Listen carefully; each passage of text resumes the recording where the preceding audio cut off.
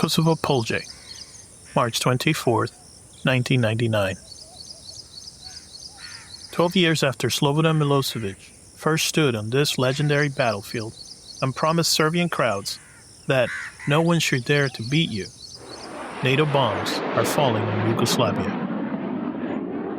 Bekim Kastrati crouches in his farmhouse cellar with his 3 children, listening to F-16s streak overhead towards Serbian targets. The irony runs deep. Here's a Kosovo-Albanian family hiding from Serbian forces in the same field where, 6 centuries ago, Prince Lazar supposedly chose death over submission to the Ottoman Empire. That medieval choice has become a modern ultimatum: submit or flee, stay quiet or disappear. Outside Bekim's window, a convoy of Albanian refugees stretches towards the Macedonian border. Tractors pull trailers loaded with mattresses and family photos. Families walk with everything they own in plastic bags. Old men carrying walking sticks, carved decades ago in villages they'll never see again. Serbian police and paramilitaries have given them hours to leave homes their families occupied for generations. Papa, his 8-year-old daughter Ardita whispers in Albanian, "When can we go home?" Bekim has sinned too much this past month. Neighborhoods disappearing in the night. Identity documents burned in public squares. Mosques converted to storage warehouses. When the plane stopped flying, little bird, he tells her, though he suspects home as they knew it may no longer exist. Above them, an American pilot from Ohio flies a mission he barely understands. He's never heard of Kosovo Polje, never studied the Battle of 1389, never grappled with how medieval mythology shapes modern warfare. He's about to become part of a story that began with Ottoman expansion and Serbian resistance, continued through Yugoslav Federation and nationalist revival, and now reaches its climax in the first humanitarian war of the post-Cold War era. This is Yugoslavia's final act, where Serbian nationalism was born in the 1980s and where it would face its ultimate reckoning in the 1990s. This is part 7 of our series on the Yugoslav breakup, Kosovo's reckoning. You know how they say you can't understand someone until you walk a mile in their shoes? Well, I'd argue you can't understand a nation until you've walked through its history. Not just the highlight reel or the sanitized version you find in textbooks. I mean really getting into its DNA. Those defining moments that shaped everything that came after. Those moments where paths were chosen, where decisions were made in palaces and backrooms and city streets that changed the course of millions of lives. I'm your host, Paul, and this is Double Helix, Blueprint of Nations, where we unravel the genetic code of countries through their most transformative moments. Think of it like ancestry testing, but for entire nations. We dig deep into the historical DNA, finding those crucial moments that made countries who they are today.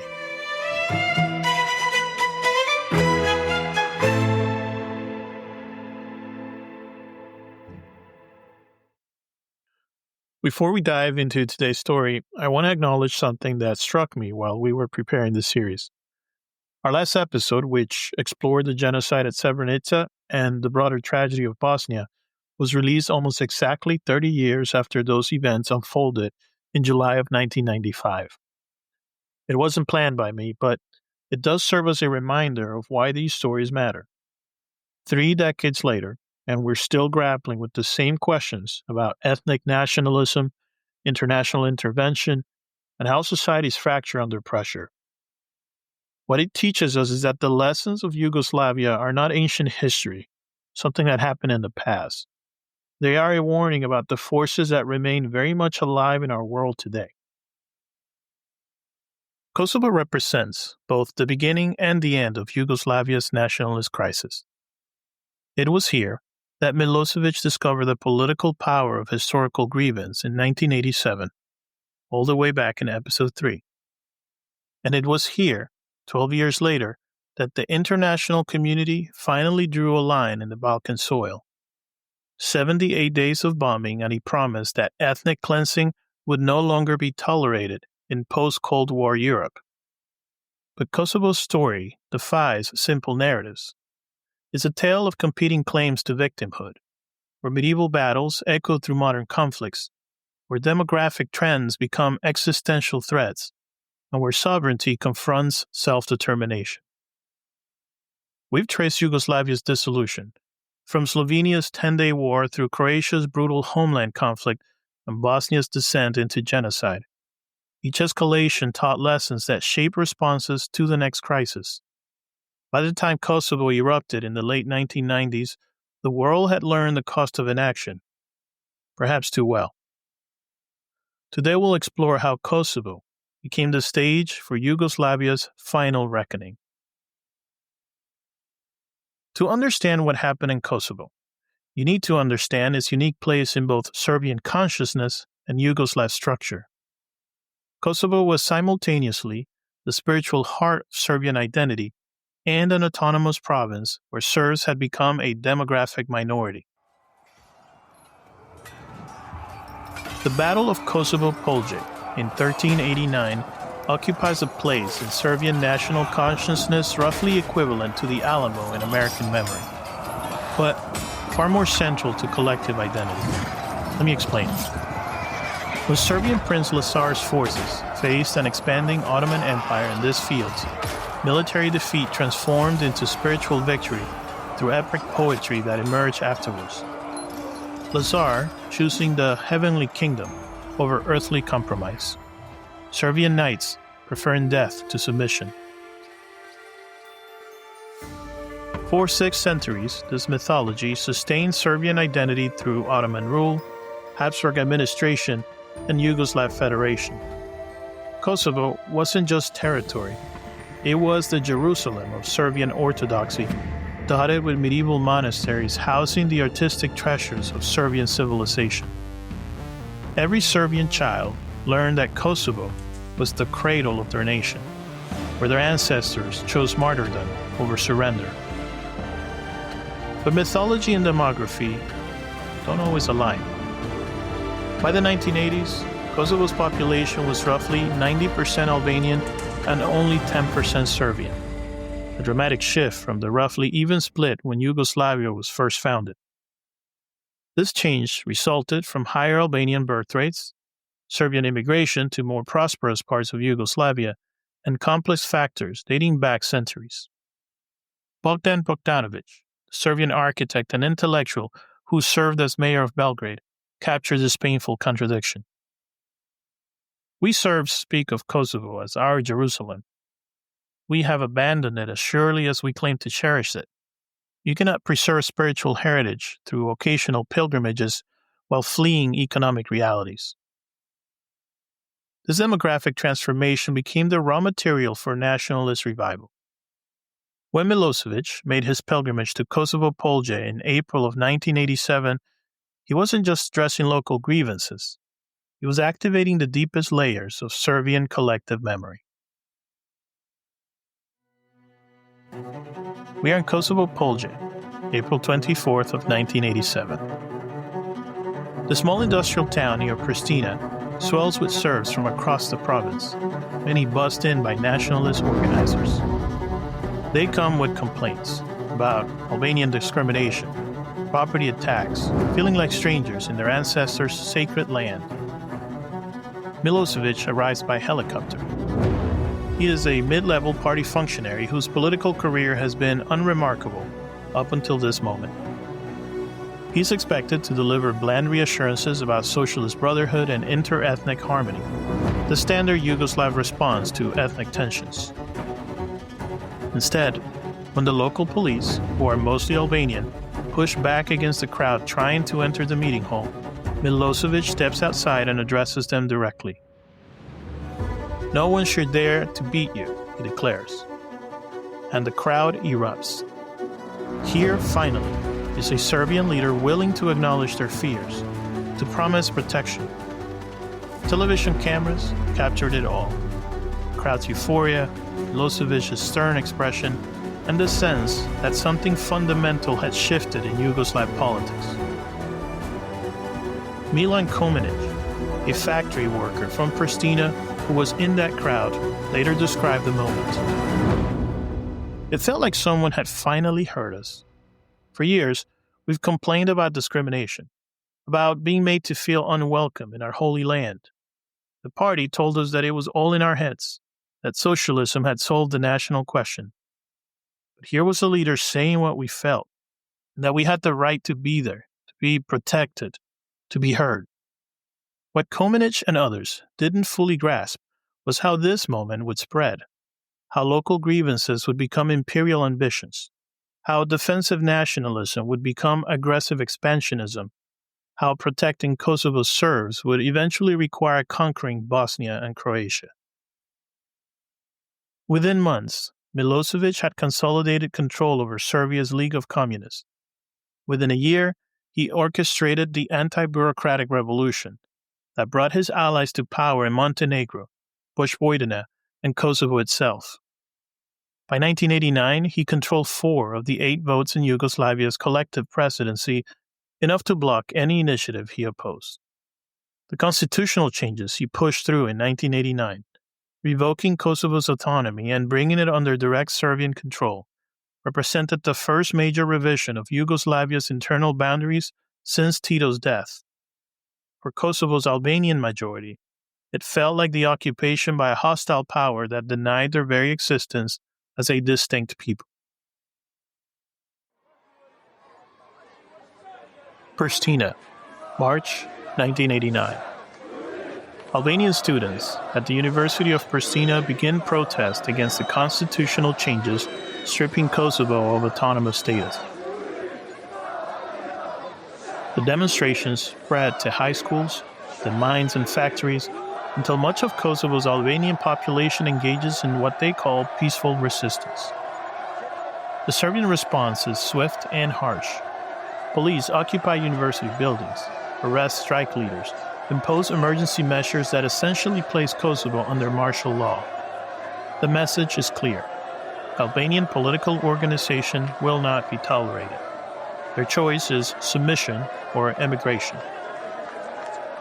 Adem Demashi, an Albanian intellectual who spent 28 years in Yugoslav prisons for nationalist activities, watches from his apartment in Pristina. At 64, he's become the unofficial voice of Albanian resistance, a living symbol of persistent opposition to Serbian rule. They think they can solve the Albanian question through repression, he tells foreign journalists. You cannot make a people disappear through administrative decree. We are 90% of Kosovo's population. We will outlast their occupation just as we outlasted the Ottomans, just as we outlasted other empires that thought they could erase us. His words proved prophetic, but the path to vindication leads through a decade of apartheid-like conditions that push Albanian resistance from peaceful to violent forms. Throughout the 1990s, as wars ravaged Slovenia, Croatia, and Bosnia, Kosovo remained deceptively quiet. Albanian leader Ibrahim Rugova advocated nonviolence resistance, building parallel institutions, schools, clinics, media that functioned outside of Serbian control. This shadow state kept Albanian society intact while avoiding the bloodshed that international observers feared. For a time, this strategy seemed to work. While Sarajevo burned and Vukovar fell, Kosovo's Albanians remained with their distinct identity without triggering massive retaliation that armed resistance might provoke. International sympathy lay with the peaceful Albanian majority rather than the Serbian minority that ruled through force. But nonviolence requires hope. I believe that patient resistance will eventually be rewarded with political change. By the mid-1990s, as wars elsewhere in Yugoslavia ended with international recognition of independence for Slovenia, Croatia, and Bosnia, Kosovo Albanians began questioning whether peaceful resistance was achieving anything beyond preventing immediate catastrophe. The transformation from peaceful resistance to armed rebellion did not happen overnight, but when it came, it reshaped the entire dynamic of Yugoslav dissolution. The mountains along the Kosovo border with Albania. Spring of 1996. Small groups of young Albanian men crossed rugged paths carrying weapons supplied by sympathizers in Albania proper. They called themselves the Ustria Klimentare e Kosoves, the Kosovo Liberation Army, or KLA for short. Though, at this point, they number only a few dozen and possess little more than AK-47s and determination. Hashim Tashi, a political science student turned guerrilla commander, addresses a gathering of potential recruits in a forest clearing. At 27, he embodies a generational shift among Kosovo's Albanians. Impatient with Rugova's patient diplomacy, convinced that only armed struggle will bring independence. The world ignores peaceful resistance, he tells them. They intervene in Bosnia only after concentration camps were exposed. They act on humanitarian crisis, not peaceful protests. If we want freedom, we must create conditions that force international attention. The strategic calculation that violence would attract international intervention more effectively than nonviolence seems coldly cynical in retrospect, yet it reflected brutal lessons learned from watching other Yugoslav conflicts. Slovenia gained independence through brief armed resistance. Croatia achieved territorial integrity through massive military operations. Bosnia received international protection only after genocidal atrocities shocked the global conscience. The KLA's early operations were small-scale, attacking Serbian police posts, ambushing patrols, assassinating Albanian collaborators who worked within the Serbian system.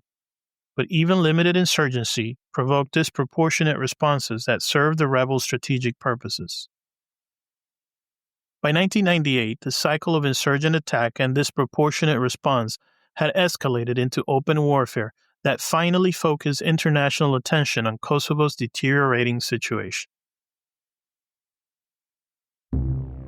At the village of Račak, on January 15 of 1999, William Walker, head of the Kosovo Verification Mission, arrives to investigate reports of a massacre. When he finds in the small Albanian village will provide the immediate justification for NATO's intervention. 45 Albanian civilians lie dead in a ravine. Men, women, and children killed execution style after Serbian forces overran the village in pursuit of KLA fighters. The bodies show signs of close-range gunshot wounds, suggesting systematic killing rather than combat casualties. By this point, the international community had absorbed painful lessons from earlier inaction. The failure to prevent genocide in Bosnia, the humiliation of watching UN peacekeepers taken hostage while cities fell, the moral stain of standing aside while systematic ethnic cleansing unfolded. All of this created pressure for more decisive action. President Bill Clinton, still haunted by his administration's passivity during Rwanda genocide and the Bosnian crisis, made clear that Kosovo would be different.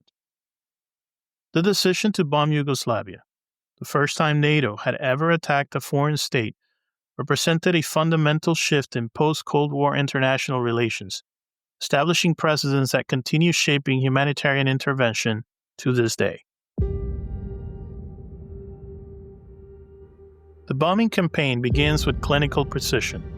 Strikes on air defense systems, military installations, government buildings in Belgrade. The expectation, based in Bosnia's precedent, is that in a few days of bombing, this will bring Milosevic to the negotiating table. Instead, Serbian forces accelerate their offensive in Kosovo, triggering the massive refugee crisis that intervention was meant to prevent. Within weeks, over 800,000 Kosovo Albanians have fled to Albania, Macedonia, and Montenegro, creating the largest refugee crisis in Europe since World War II at that time. The images are devastating. Columns of displaced families stretching for kilometers.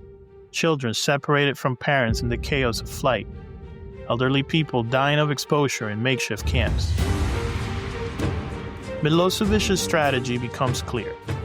If NATO wants to stop ethnic cleansing, they'll accelerate it beyond NATO's ability to respond, force the alliance to choose between a ground invasion or accepting Serbian control over an ethnically cleansed Kosovo. For 78 days, the Scream calculation plays out in the skies over Yugoslavia and the refugee camps of Albania. NATO eventually expands its target list from military objectives to dual-use infrastructure, bridges, power plants, telecommunications, hoping to put pressure on Serbian society into abandoning Milosevic.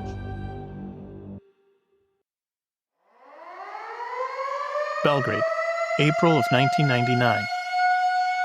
The Yugoslav capital lives under constant threat of air attack, its residents spending nights in subway stations and basements that serve as bomb shelters. The psychological pressure is immense, not knowing when the next strike will come, whether it will hit military or civilian targets, whether this war will end through negotiation or escalate to a ground invasion. Vesna Pesic, a Serbian sociologist and an anti-war activist, tries to maintain perspective amid the chaos. This is what we did to Sarajevo for 3 years, to Vukovar for 3 months. Now we experience siege ourselves and suddenly understand what we put others through. Perhaps this is justice. Terrible, but just. Yet many ordinary Serbs see themselves as victims of unprovoked aggression, rallying around Milosevic despite years of economic hardship and political repression. NATO's bombing, intended to turn Serbian society against their leader, initially has the opposite effect, creating national unity in the face of external attack. The war's turning point comes not from military pressure alone, but from diplomatic isolation. Russia, Serbia's traditional ally, gradually distances itself from Milosevic at the cost of supporting outweighs strategic benefits. On June 10, 1999, after 78 days of bombing, Serbian forces begin withdrawing from Kosovo under international pressure. The agreement provides for UN administration of the province pending final status determination. The aftermath of NATO's intervention reveals both the possibilities and the limitations of humanitarian war. Kosovo's Albanian population returns from exile to find their province under international administration, neither independent nor autonomous, but free from Serbian control. The parallel Albanian institutions built during the 1990s emerged from the shadows to provide civil administration under UN oversight. Yet victory brings its own moral complications. Some returning Albanian refugees engaged in revenge attacks against Kosovo's remaining Serbian population, reversing, but not ending, the cycle of ethnic persecution. Ancient Serbian monasteries require international protection from Albanian extremists, while Albanian graves are discovered in the Serbian courtyards, evidence of atrocities that went both ways during the conflict. Kosovo's declaration of independence in 2008, nearly a decade after NATO's intervention, is the culmination and the continuation of Yugoslavia's dissolution. The new state emerged from UN administration with significant international support, including recognition by the United States and most European Union members. Yet Kosovo's independence remains contested. It is rejected by Serbia, by Russia, and other countries that fear precedents for their own separatist regions. The province that triggered Yugoslavia's final crisis continues generating international tension that echo far beyond the Balkans. Let me take you to Pristina, February 17th, 2008. Celebration erupts as Kosovo's parliament declares independence in a ceremony laden with symbolic significance. The date coincides with Serbian Orthodox Christmas according to the old calendar, a deliberate choice that emphasizes Kosovo's break with Serbian heritage. Fatmir Sejdic, Kosovo's first president, addresses the assembly in words that attempt to balance triumphant nationalism with inclusive democracy. Today, we complete the journey begun in 1389, when our ancestors chose freedom over submission. We build a state for all of Kosovo's citizens, regardless of ethnicity or religion. Our independence is not against Serbia, but for Kosovo. Meanwhile, in northern Kosovo, where Serbs maintain de facto control with Belgrade's support, Independence Day passes in sullen resistance.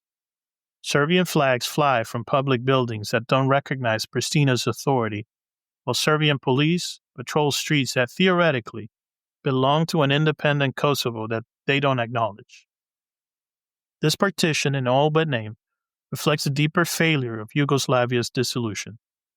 The inability to create genuinely multi-ethnic states that protect minority rights while maintaining territorial integrity. Each independence movement, from Slovenia onward, resolved one group's national aspirations while creating new minorities who felt threatened by the new dispensation. What Kosovo's story reveals about the relationship between historical mythology and contemporary politics is striking. The battle that occurred on these fields in 1389 continues shaping events today, not through any direct causal connection, but through the ways different communities interpret and weaponize that ancient defeat. For Serbs, Kosovo Polje represents the heroic choice of spiritual purity over material compromise, a framework that justifies resistance to Ottoman rule, opposition to Austrian occupation, participation in the Yugoslav Federation, and ultimately the wars of the 1990s. Medieval prince who chose the heavenly kingdom became a template for modern nationalism that prioritized symbolic victories over pragmatic solutions. For Albanians, the same battlefield represents the site where their ancestors were subjugated by foreign invaders. First medieval Serbs, then Ottoman Turks, then Yugoslav communists, then Serbian nationalists. Independence on Kosovo Polje becomes not just territorial control, but historical vindication, proof that patient resistance eventually triumphs over imperial ambition. When competing myths of victimhood meet territorial disputes and demographic anxieties, the result is often the kind of existential conflict that consumed Yugoslavia through the 1990s.